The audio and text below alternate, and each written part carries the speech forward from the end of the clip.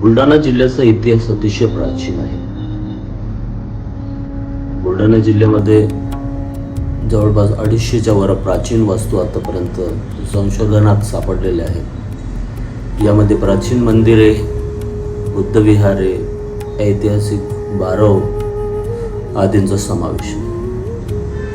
1897 मध्ये प्रकाशित झालेल्या आर्किओलॉजिकल सर्व्हे ऑफ इंडियाच्या यादीमध्ये 73 प्राचीन मंदिरांचा उल्लेख आहे.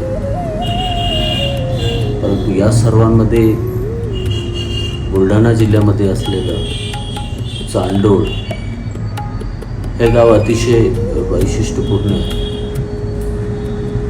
चांडोळमध्ये 2 महादेवाचे मंदिर, एक नरसिंह मंदिर, एक जैन मंदिर, प्राचीन बुद्ध विहाराचे 2 अवशेष, बुद्धाच्या मूर्ती, जैन तीर्थंकर पार्श्वनाथ आणि महावीर यांच्या मूर्ती, असं बरंच काही तिथे सापडलेलं आहे.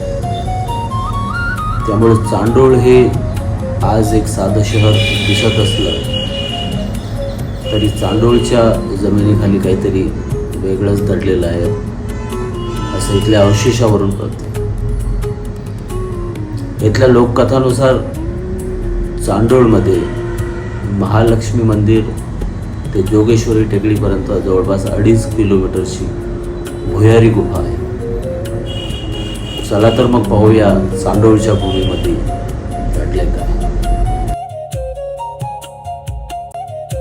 चांडोळ येथील मंदिराबाबत फारसे ऐतिहासिक पुरावे उपलब्ध नसले आर्किओलॉजिकल सर्व्हे ऑफ इंडियाच्या लिस्ट ऑफ अँटिक्वेरियन रिमेन्स या 1897 मध्ये प्रकाशित झालेल्या तसेच 1910 मध्ये प्रकाशित झालेल्या central provinces district gazetteers Buldhana district या 2 महत्त्वाच्या ग्रंथांमध्ये मात्र उल्लेख आढळतो. 4 प्राचीन मंदिरे आणि त्यांची करण्यात आलेली दुरुस्ती याबद्दल दोन्ही ग्रंथांमध्ये उल्लेख आढळतो. नरसिंह मंदिराचा बाहेरचा भाग हा विटांचे बांधकाम करून संरक्षित करण्यात आलेला आहे. हे विटांचे बांधकाम जवळपास 150 ते 200 वर्षापूर्वीचे असावे. पुरेशा माहिती अभावी मंदिराचा कालखंड सांगता येत नसला तरी मंदिराच्या शैलीवरून 9व्या ते 11व्या शतकामधील चालुक्य कालातील हे असण्याची शक्यता आहे. पूर्वी मंदिरासमोरील झाडाखाली जैन तीर्थंकर पार्श्वनाथ आणि भगवान महावीर यांच्या भग्नमूर्ती होत्या. तसेच बुद्धाच्या मूर्तीचे एक शीर्ष होते, ते आज इथे दिसत नाहीत. ही 3ही शिल्पे मंदिराला समकालीन असावीत असे वाटते. त्यामुळे नरसिंह मंदिराशी यांचा काहीतरी संबंध असावा. मंदिराच्या उजव्या कोपऱ्यात एक शिल्प कोरण्यात आलेले आहे, ज्याचा चेहरा तोडण्यात आलेला असून हे शिल्प हुबेहूब बोधिसत्व पद्मपानी यांच्यासारखेच दिसते. नेपाळच्या वास्तू संग्रहालयात असलेले बोधिसत्व पद्मपानी यांचे हे दुसरे चित्र आहे. दोन्हीही शिल्प एकमेकांशी जुळतात. मंदिराच्या गाभाऱ्यातील नरसिंहाची मूर्तीसुद्धा प्राचीन मूर्ती नसून ती अलीकडच्या काळात बसवण्यात आलेली दिसते. तसा उल्लेखही बुलढाणा जिल्हा गॅझेटियरमध्ये सापडतो.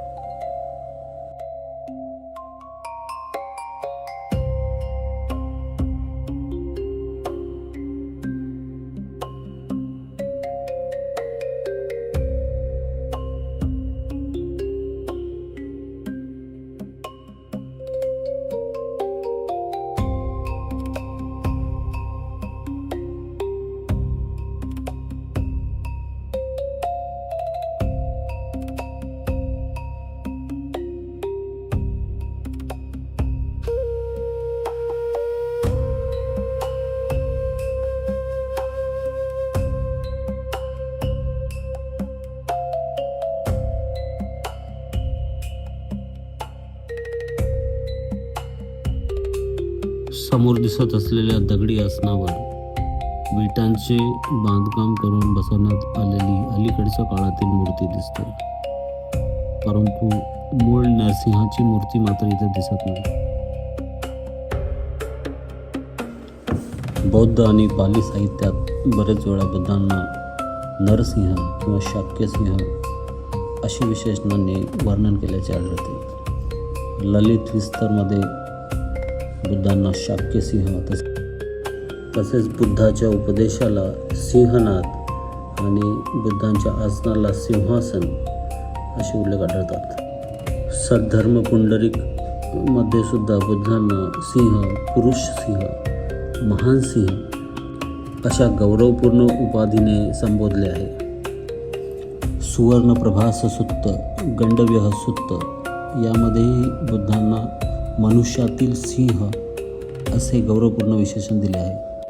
त्रिपिटकातील महासिंहनाद सुत्त, चूळसिंहनाद सुत्त मध्ये बुद्धांच्या धम्मोपदेशाला सिंहनाद असे संबोधले आहे. या मंदिरामध्ये 3 गर्भगृह आहेत. 1991 मध्ये प्रकाशित गोपीचंद साधूजी कांबळे यांचे ऐतिहासिक चांडोळ नगरी या पुस्तकामध्ये ते म्हणतात की चांडोळ येथील दगडूजी शाहूबा साळवे यांच्या घरी तथागत बुद्ध यांचे दगडी शीर्ष ठेवले आहे. त्याबद्दल त्यांना विचारणा केली असता त्यांनी मला सांगितले की अंदाजे 12 वर्षापूर्वी तथागताचे शीर्ष नरसिंहाचे मंदिराजवळ कचऱ्यात मिळाले.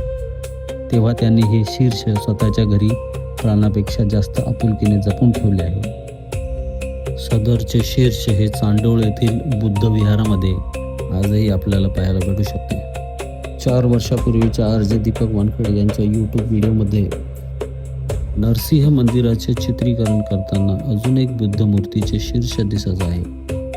याचाच अर्थ येथे 2 बुद्ध मूर्तीचे शीर्ष असावे.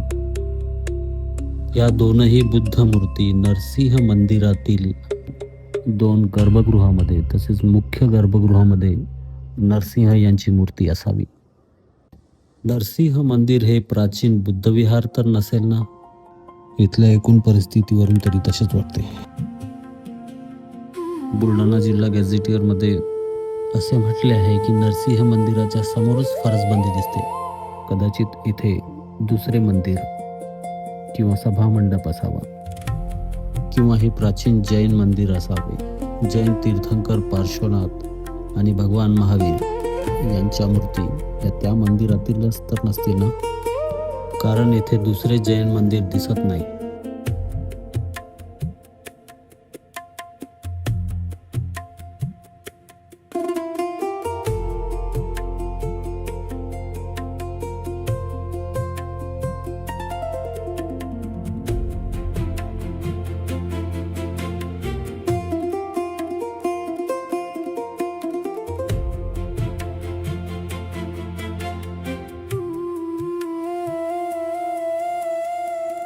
नमस्कार मित्रांनो, मी सुभाष मोरे. मी प्राचीन ऐतिहासिक चांडोळ नगरीमध्ये इथे आलेलो आहे. चांडोळ प्राचीन नगरीचा इतिहास असा आहे, या ठिकाणी नरसिंहाचं मंदिर जे आपण पाठीमागं पाहत आहात, 2 महादेवाचं मंदिर, 1 विठ्ठल रुक्माईचं मंदिर असे मंदिर आहे. चांडोळ प्राचीन शहर म्हणजे विदर्भाचं एक प्रवेशद्वार, प्राचीन प्रवेशद्वार, प्राचीन बाजारपेठ, प्राचीन व्यापारी महामार्ग हा या प्राचीन शहरातून जातो. आपण नरसिंहाच्या मंदिराच्या बाहेर आल्यानंतर यापूर्वी हे जे 2 आपल्याला लिंबाचे झाडं दिसतात, या लिंबाच्या झाडाखाली तीर्थकार पार्श्वनाथ आणि भगवान महावीराच्या 2 मूर्त्या या झाडाखाली ठेवलेल्या होत्या. परंतु आता या मंदिराचं बांधकाम नव्यानं सुरू असल्या कारणामुळं त्या आता शिव मंदिराच्या पाठीमागे त्या एका कोपऱ्यामध्ये ठेवलेल्या आहे. पाठीमागे आपण बघू शकता. मित्रांनो, आपण आता नरसिंहाचं मंदिर बघितलंच आहे. त्याच्याच अगदी बाजूला पाठीमागच्या साईडला एक महादेवाचं पुरातन प्राचीन मंदिर आहे ते पण आता आपण जाऊन बघूया. खोलेश्वर महादेवाचं हे प्राचीन मंदिर असून खाली उतरून मंदिरामध्ये प्रवेश करावा लागतो आणि मंदिराच्या दरवाजावर द्वारपालांची शिल्पे सुद्धा काढलेली आहेत.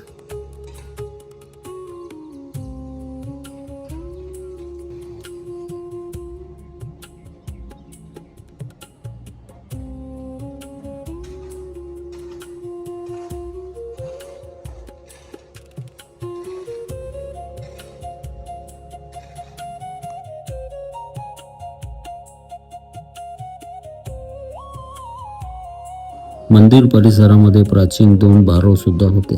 त्यापैकी एका बारवमध्ये 2 शिलालेख सापडले होते असे स्थानिक सांगतात. पुढे नव्याने बांधण्यात आलेल्या मंदिरांच्या बांधकामामध्ये ते शिलालेख वापरले गेले असावेत.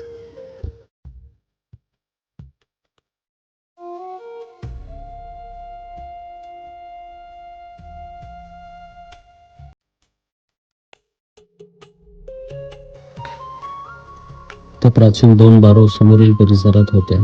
आता त्या बुजवण्यात आलेल्या आहेत. या ठिकाणी काहीतरी बारव होती म्हणतात. त्या ठिकाणी काहीतरी बारव होती, ती बारव बुजली आता.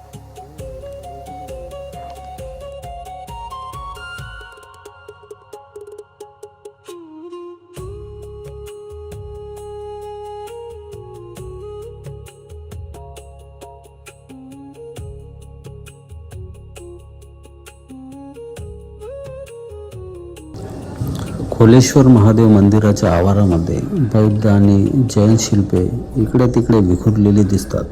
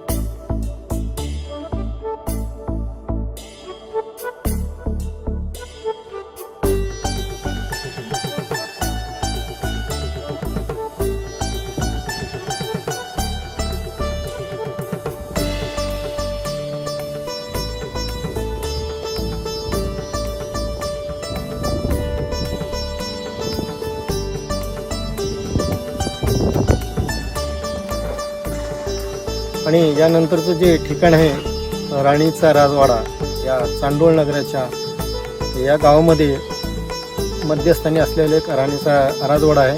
तो पण आता आपण पाहायला जाऊया.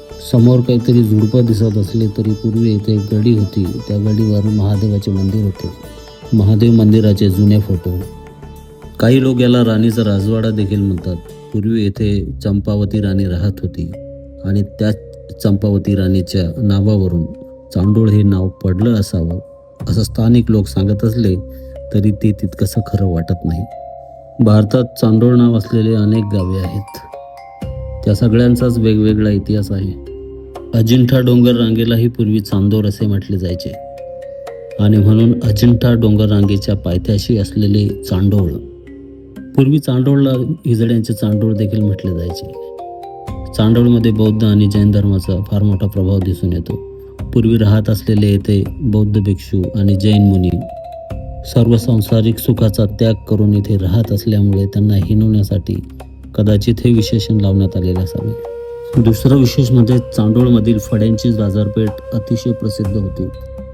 हा व्यवसाय येथील अनुसूचित जातीतील लोक करत होते. पुराणांमध्ये त्यांना चांडाळ असे म्हटले गेले आहे, त्यामुळे चांडाळांचे चांडोळ असे देखील नामकरण होऊ शकते. उत्तर भारतामध्ये जन्माष्टमीच्या वेळेस चांडोळ म्हणून एक आदर्श गावाची प्रतिकृती तयार करण्याची प्रथा आहे, त्यामुळे हे त्या काळातील एक आदर्श गावही असू शकते. पूर्वी या राणीच्या राजवाड्याजवळच एक अजून मंदिर होतं, त्याला स्थानिक विठ्ठल मंदिर, महालक्ष्मी मंदिर किंवा महादेवाचे मंदिर असल्याचे सांगतात. गोपीचंद कांबळे यांच्या ऐतिहासिक चांडोळ नगरी या पुस्तकामध्ये ते म्हणतात की प्राचीन राणीच्या राजवाड्यासमोर सध्या विठ्ठल मंदिर म्हणून ओळखले जाणारे मंदिर आहे. दर्शनी भागावर हनुमानाची मूर्ती ठेवली आहे. जवळच प्राचीन विहीर आहे. हनुमानाच्या मूर्तीमागे एक चौकोनी खोली आहे. त्या खोलीच्या बांधकामावर कुसुंबी रंग अजूनही दिसत आहे. मागील बाजूने या खोलीला एक दरवाजा आहे. दरवाजातून आत प्रवेश करताच भगवान बुद्धाची एका गाभाऱ्यात चुना, रेती, मातीने बनवलेली भूमिस्पर्श मुद्रेतील एक प्राचीन मूर्ती आहे. भगवान बुद्धाच्या या मूर्तीपासूनच एक भुयारी मार्ग आहे. येथील राहणाऱ्या लोकांच्या बोलण्यावरून आणि लोककथेच्या आधारे हा भुयारी मार्ग येथून 2.5 ते 3 किलोमीटर अंतरावरील जोगेश्वरी टेकडीवर निघतो असे समजते. जवळपास 35 वर्षापूर्वीचे हे पुस्तक असून आता हे मंदिर येथे अस्तित्वात नाही. स्थानिकांकडून आम्ही या मंदिराबद्दल जाणून घेण्याचा प्रयत्न केला. दगडाचं आहे ना, तर ते प्राचीन मंदिर पडून गेलं, पाडलंय ना. खाली जमिनीमध्ये मंदिर होतं. ही जागा समजा ही मंदिराचीच होती ना, या ठिकाणी मोठी गडी होती. मोठी चांगलं होतं, मस्त. छान मंदिर आहे. दरवाजा तिकडून दरवाजा होता. तिथं का महालक्ष्मीला पूजाला येत होतं महादेवाचा. अच्छा, हां. 2 मोहरा ठेवत होता म्हणते त्या तिथं. ते काय डोंगरातून तिथं हे ना जोगेश्वरी हा जोगेश्वर, तिथून तिथं येत होतं म्हणते. कुठून? हा थांबा. हे आम्ही पण ऐकलंय की भुयारी मार्ग होता. या मंदिरातून जोगेश्वरी टेकडीवर भुयारी मार्ग होता. पण ते पुजारी हे होता काय बेल वाहत नाही का ते हो, हा. पुजारी तिथं त्या मंदिरात. पण ते त्याला वाटलं इतकं श्रीमंत कोण आहे, 2 मोहरा ठेवतात इथं आणि दिसत नाही. रात्रीच्याच येत होता म्हणते अच्छा, पूजेला. त्यानं एक दिवस कावळा आणि लपून बसला. ते आल्या, दर्शन घेतलं आणि ते ठेवलं. परत घ्यायच्या वेळेस पदार्थ धरला असं म्हणतात बरं. त्यानं श्राप दिला त्या पुजाऱ्याला.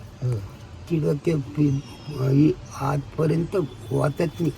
आला बी बेल वाहणारा नाही तर वाचत नाही. अच्छा. असं सांगतात म्हणतात जुनी लोक.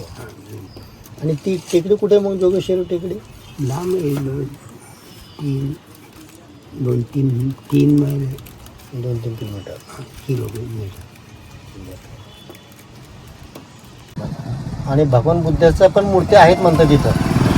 तर तिथं काही मंदिर विहार आहे का इथे?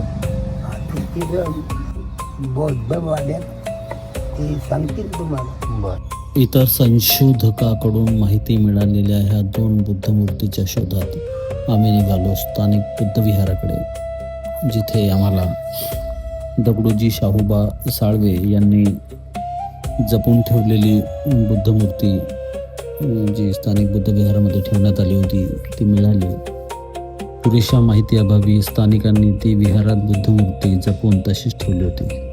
नरसिंह मंदिराबाहेर असलेली दुसरी बुद्धमूर्ती मात्र आम्हाला दिसली नाही. आपण बघितलंच आहे यापूर्वी चांडोळ प्राचीन नगरामध्ये एक जे बुद्धाचं जे शीर्ष आहे मुंडकं ते सापडलेलं असून ते सध्या गावातली जे गावकरी मंडळ आहे ते विहारामध्ये ते अजूनही आलेले आहे. आपण बघता आहात हे जुनी प्राचीन बुद्धाचं शीर्ष मुंडकं आहे. हे अजूनही गावकऱ्यांनी शाबूत व्यवस्थित सांभाळून ठेवलेला आहे हा ऐतिहासिक प्राचीन वारसा मूर्तीचा. बघा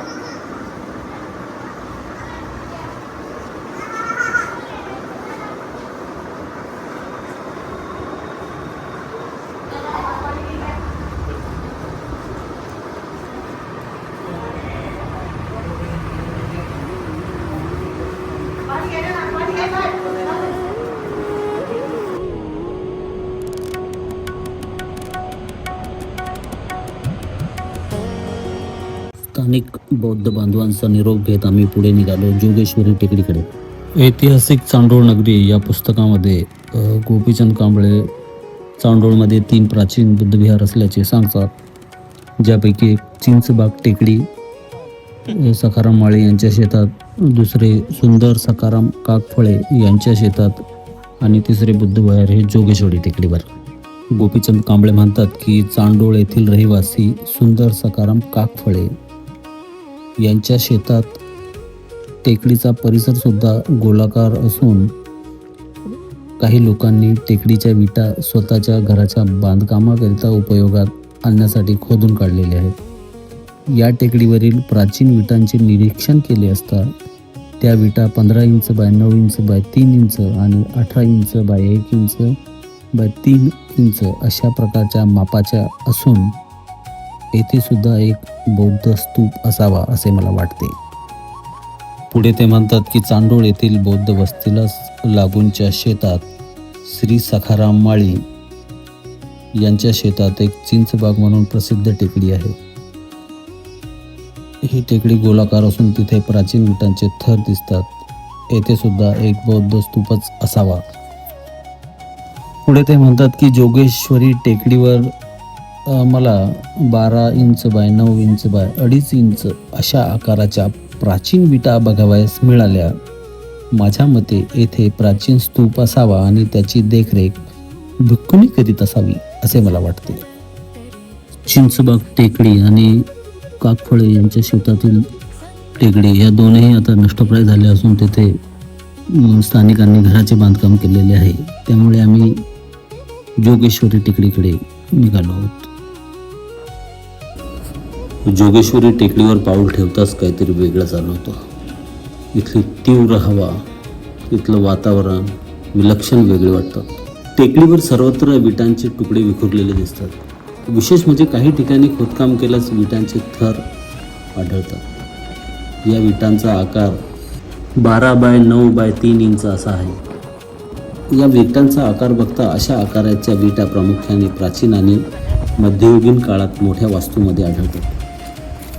उदाहरणार्थ सिंधू संस्कृती, नालंदा विद्यापीठ, सांची येथील स्तूप, अजिंठा परिसरातील प्राचीन वसाहती.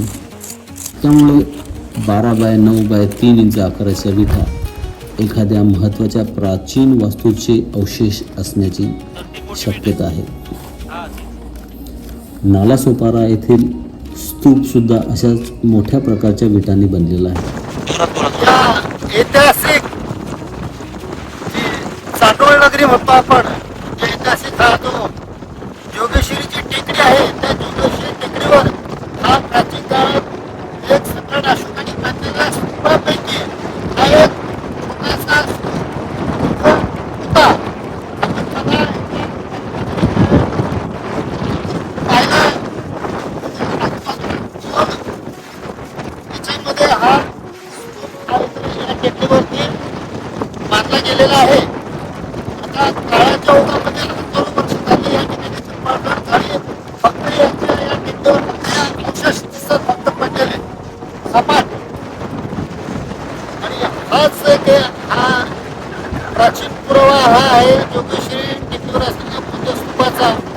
बुलढाणा जिल्ह्यातील ऐतिहासिक चांडोळ नगरीमध्ये असलेला हा प्राचीन स्तूप.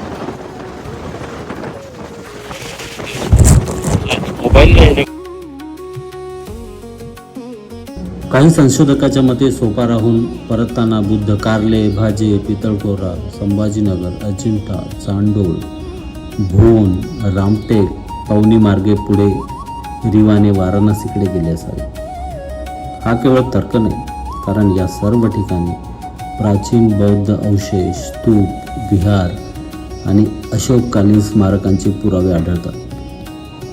चांडोळ, भोन, रामटेक आणि पवनी या परिसरांमध्ये बौद्ध संस्कृतीचे ठसे स्पष्टपणे दिसून येतात. म्हणूनच काही संशोधकांचा असा दावा आहे की चांडोळ येथेही एखादा अशोककालीन स्तूप असावा. प्रवासादरम्यान बुद्धांनी या ठिकाणी मुक्काम करून धम्म उपदेश दिला असावा. त्या स्मृती जतन करण्यासाठी सम्राट अशोकांनी येथे स्तूप उभारला असण्याची शक्यता नाकारता येत नाही. आणि म्हणूनच अशोकांनी बांधलेल्या 84,000 स्तूपांपैकी चांडोळ येथे 3 स्तूपे असावीत असे येथील अवशेषांवरून दिसते. महाराष्ट्रातील अनेक प्राचीन बौद्ध स्थळांवर मोठ्या आकाराच्या भाजलेल्या विटा आढळतात. त्यामुळे चांडोळमध्ये अशा विटांसोबत बुद्धमूर्ती, भग्नशिल्पे, प्राचीन बारवा आणि इतर पुरावे आढळतात. त्यामुळे या स्थळाचे सखोल पुरातत्वीय संशोधन होणे आवश्यक आहे. उपलब्ध पुराव्यावरून चांडोळ हे व्यापारी मार्गावरील एक महत्त्वाचे गाव असावे. चांडोळ येथील झाडू निर्मिती उद्योग हा हजारो वर्षांचा आहे. येथील स्थानिकांनी सांगितलेली माहिती.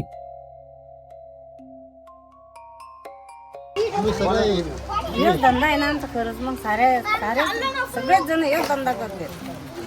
रोज मजुरी असले तर दुसरं काही नाही. आम्हाला दुसरा धंदा येतच नाही. वावरा शिवरात जास्त धंदा आहे आमचा. खडे करणे आणि विकणे. हा. या ठिकाणी आपण बघितलंय हे जे चांडोळ हे ऐतिहासिक जे शहर आहे, जे गाव आहे, या ठिकाणी जो फड्यांचा जो पारंपरिक जो पिढ्यानपिढ्या हजारो वर्षापासून जो त्यांचा जो व्यवसाय सुरू आलेला आहे, तो आतापर्यंत सुद्धा हे लोक आपले पिढ्यानपिढ्या जो आहे तो चालवत आलेले आहे. आणि हे जे आपण बघताय तिथे हे जे फडी तयार करतात, कच्चा माल बाहेर गावून आणतात, पक्का माल इथं फडी तयार करतात. आणि महाराष्ट्रात नव्हे तर भारताच्या कानाकोपऱ्यात तिथून हा फडा विकला जातो. म्हणजे आपल्याला हे इथं दिसून येतं की हे सुद्धा एक फडाचं एक व्यापारी एक प्राचीन केंद्र होतं. आणि आज सुद्धा हे लोक त्याचा व्यवसाय करतात. आता तुमचा हा किती वर्षापासूनचा व्यवसाय आहे? जो कमीत कमी आमचे बाबाच्या अशा आजोबाच्या त्या वर्षापासून धंदा चालू होता. आजोबा हा जुना. त्यांच्या अगोदरही ह्याच व्यवसाय करतात. हा त्यांच्या अगोदर हा हा म्हणजे हा तुमचा पिढीतून समजा असा. पिढ्यानपिढ्या तुमचा हाच व्यवसाय आहे? हा तर आता हे नवीन आता हे निघले. हा पहिले हातानं काम करायचे, हा हा मजुरी. मग बरं. ते आता ही मशीन निघली. या मशीनवर आता हा फाडा होतो. आता ते रोजचं काही 100-200 रोजचा 100-200 भाडा होतो. अच्छा. हा जो आपण जो आहे हा माल कुठून आणता कच्चा माल? ह्यो इंदोर, उज्जैन, छत्तीसगड असे लांब अच्छा. लांब जातात. कच्चा माल आणता आणि तुम्ही पक्के मालाचे याचे झाडू करून बरं. ते एवढ्याने ते पेंड येतात अशा. ते 230 रुपये बंडल देतात. हो, त्याच्यावर आमचे समजा त्याच्यावर 20-25 फळं होत आहे त्याच्यात. इथं कमीत कमी 200-250 आहे जर चांगले. अच्छा, हाच व्यवसाय का? हा. व्यवसाय करणं हे झालं 200-250 लोक आहेत समजा. कुटुंब. अच्छा, म्हणजे खूप मोठा व्यवसाय. आणि हा केल्यानंतर तुम्ही म्हणजे कुठं कुठं जातो माल हा तयार हा केलेला? इकडं मग आता एकच इकडं आता हे व्यापारी येते. हा या कोणी 100 नेतात, कोणी 200 नेतात, कोणी 300. लांब लांबची येतात. मग दिवाळीच्या सीजनमध्ये ते मग मोठा प्लॉट धंदा चालतोय. मग 1000-2000 फडा असा नेतात लांब. समजा संभाजीनगर नगर अशी पुणे मुंबईपर्यंत. हा पुन्हा मुंबईपर्यंत जाते. दिवाळी.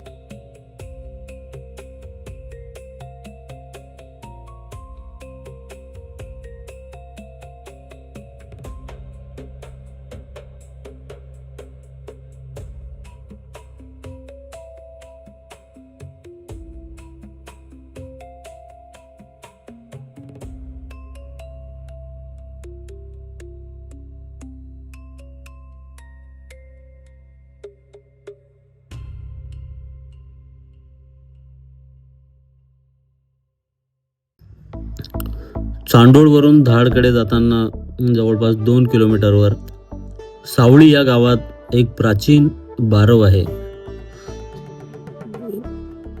प्राचीन महामार्गावर व्यापाऱ्यांची पाण्याची व्यवस्था करण्यासाठी कदाचित ही बांधली गेली असावी.